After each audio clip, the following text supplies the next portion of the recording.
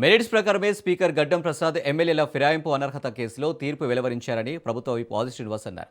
Speaker తీర్పును BRS వ్యతిరేకిస్తే కోర్టుకు వెళ్లాలి కానీ విమర్శలు చేయడం సరికాదని ఆయన అంటున్నారు. అనుకూల తీర్పు రానంత మాత్రాన స్పీకర్ చైర్పై విమర్శలు సరికాదంటున్న ఎమ్మెల్యే ఆది శ్రీనివాస్తో మా ప్రతినిధి Sunil face to face. Party ఫిరాయించినటువంటి ఎమ్మెల్యేపై ట్రిబ్యునల్ చైర్మన్ హోదాలో ఈరోజు స్పీకర్ వారి పిటిషన్ని డిస్మిస్ చేయడం జరిగింది. ఇక ఇప్పటికే స్పీకర్ ఇచ్చిన తీర్పుపై బీఆర్ఎస్ నేతలు తీవ్రంగా ఆరోపణలు చేస్తున్నారు. దీనికి సంబంధించి మనతో మాట్లాడడానికి వేములవాడ ఎమ్మెల్యే ప్రభుత్వ విప్ ఆది శ్రీనివాస్ గారు అన్నారు. వన్నడి మరిన్ని విషయాలు తెలుసు చూస్తున్నాం. స్పీకర్ తీర్పుపై సీఎం రేవంత్ రెడ్డి స్క్రిప్ట్ని స్పీకర్ అనేది బీఆర్ఎస్ నేతలు చెప్తారు. ఏ విధంగా చూస్తారు? వాళ్ళు వ్యక్తిగతంగా మా ముఖ్యమంత్రి రేవంత్ రెడ్డి గారిని విమర్శించడమే పనిగా పెట్టుకున్నారు. రేవంత్ రెడ్డి గారంటే వాళ్ళు కళ్ళల్లో నిప్పులు పోసుకుంటారు, కళ్ళల్లో మంట.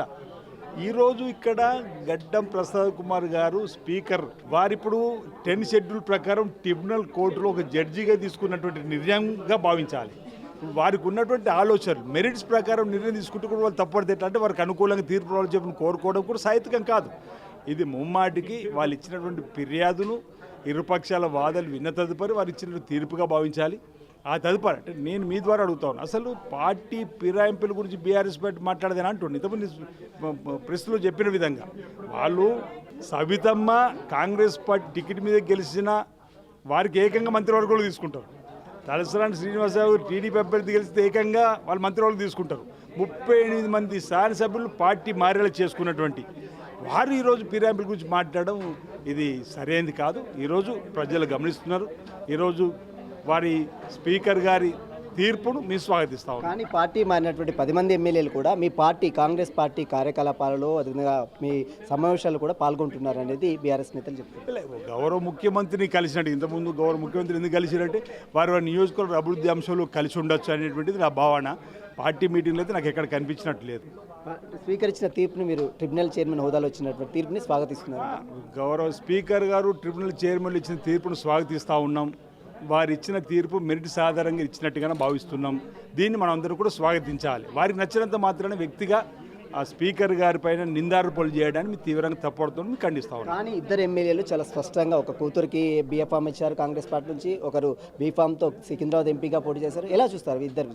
ఇప్పుడు ఈ రోజు 5 శాసనసభ్యులకు సంబంధించినటువంటి తీర్పు వచ్చిన అంశంలో మాట్లాడుతూ ఉన్నాం. అలాంటి అంశం వచ్చినప్పుడు దానిపైన మెరిట్స్ ప్రకారం ట్రిబ్యునల్ చైర్మన్ వారు ఏం తీసుకుంటారో చూడాలి. అంటే పార్టీ ఖచ్చితంగా ఇద్దరిపై చర్యలు తీసుకుంటుందా ఫ్యూచర్లో? చూడాలి. ఇప్పుడు మనము ఈ రోజు 5 శాసనసభ్యులకు సంబంధించినటువంటి దానిలో వచ్చినటువంటి తీర్పు అయినా మనం మాట్లాడుకుంటున్నాం. రాబోయే దాని మీద మాట్లాడు మెరిట్స్ ఆధారంగా ట్రిబ్యునల్ చైర్మన్ హోదాలో స్పీకర్ గారు తీసుకున్న నిర్ణయాన్ని మనం కట్టుబడి ఉండాలని చెప్పనేది నా ఆలోచన. ఆ రోజు ఆనాటి పరిస్థితులు ఏ విధంగా ఉంటేనే చూద్దాం. అంటే వాళ్ళు న్యాయ పోరాటం చేస్తాం, హైకోర్టుకు వెళ్తా అంటున్నారు. మీరు పోరాటం చేస్తారా? సేమ్ బాధ. ఇప్పుడు మేము మా పార్టీగా మేము పోరాటం చేయాలని ఆలోచన ఎందుకు ఉంటుంది? సహజ పద్ధతిలో ముందుకు పోయే ప్రయత్నంలో వాళ్ళకి అలాంటి అవకాశం ఉంటే పోనివ్వండి, తప్పే ఉంది. వాళ్ళకి అలాంటి అవకాశాలు పోనివ్వండి, ఏం జరుగుతుందో చూద్దాం. Thank you. మొత్తం మీద బీఫామ్తో గెలిచి కాంగ్రెస్ పార్టీలోకి వెళ్ళినటువంటి 10 మంది ఎమ్మెల్యేల విషయంలో 5 సంబంధించినటువంటి విషయంపై ఈరోజు ట్రిబ్యునల్ చైర్మన్ హోదాలో స్పీకర్ ఈరోజు వారి పిటిషన్ డిస్మిస్ చేయడం. దీనిపై బీఆర్ఎస్ నేతలు చేస్తున్నటువంటి ఆరోపణలో వాస్తవం లేదు. ఖచ్చితంగా స్పీకర్ ఇచ్చిన తీర్పుని స్వాగతిస్తున్నామంటూ కూడా వేములవాడ ఎమ్మెల్యే ప్రభుత్వ విప్గా ఉన్నటువంటి ఆది శ్రీనివాసరావు చెప్తున్న పరిస్థితి. ఖచ్చితంగా న్యాయ పోరాటం ఒకవేళ చేస్తే మాత్రం న్యాయపరంగా తాము కూడా పోరాటం చేస్తాము.